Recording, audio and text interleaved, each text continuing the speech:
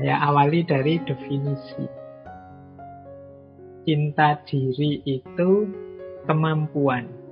Jadi berarti ini sesuatu kebiasaan yang kita miliki untuk menerima diri kita, untuk puas terhadap diri kita, untuk bangga terhadap diri kita sendiri. Ini namanya cinta diri atau self-love.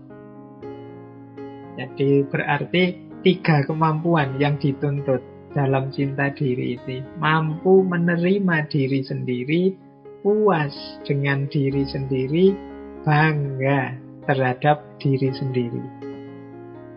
Ini enak kalau dijelaskan gini, tapi dalam hidup itu kan kita rasanya banyak yang ganjel. Kita itu sering memarahi diri kita sendiri. Kita itu sering kecewa dengan diri kita sendiri, dan manifestasinya macam-macam.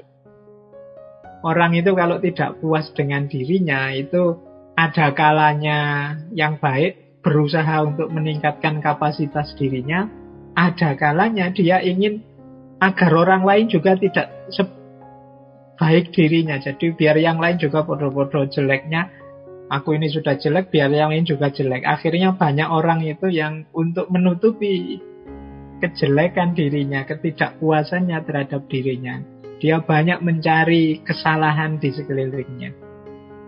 Dia ingin menunjukkan bahwa orang lain juga banyak jeleknya, orang lain juga banyak tidak memuaskan.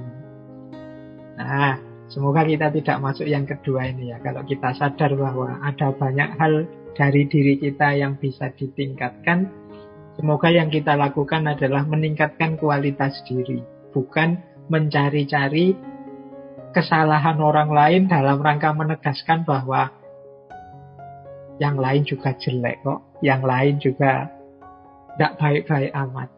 Nah, hari ini banyak kita lihat kan di medsos itu, kita sibuk sekali komentari orang, mencari jelek-jeleknya orang. Itu ada kalanya untuk menutupi betapa kita ini juga tidak se-ideal yang kita inginkan. Dengan cara, yang lain juga jelek. Itu kan kayak kalau anak sekolah nilainya jatuh, terus untuk menutupi nilainya yang jelek, dia bilang, teman-teman juga jatuh semua kok.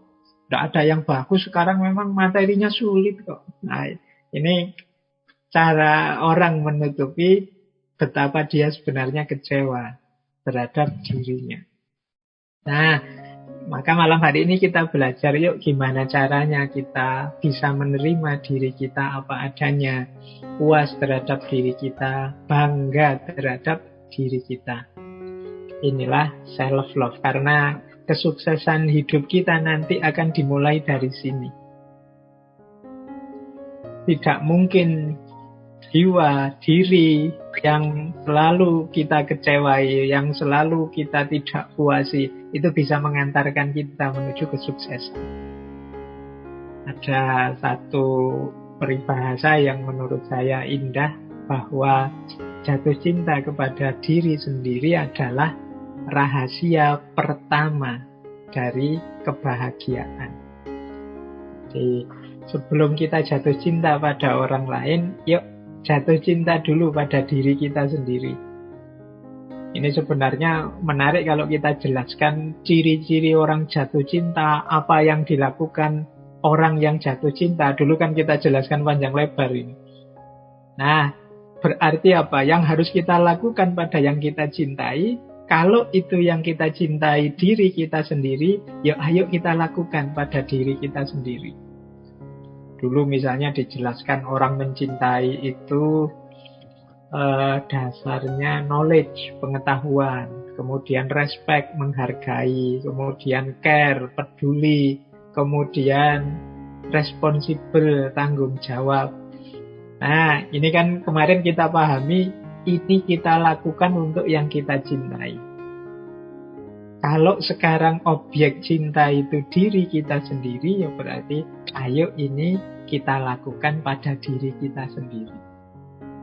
Mari kita knowledge, mari kita pahami diri kita, mari kita hargai diri kita, mari kita peduli dengan kondisi diri kita, mari kita bertanggung jawab terhadap diri kita. Nah, itu ciri bahwa kita ini sedang mencintai diri. Ayo kita mulai ya latihan jatuh cinta yang pertama pada diri kita sendiri. Kuncinya nanti kita memperoleh kebahagiaan.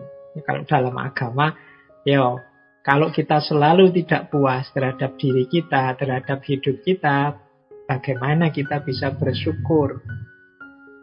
Kalau kita tidak bersyukur, bagaimana hidup kita bisa bahagia?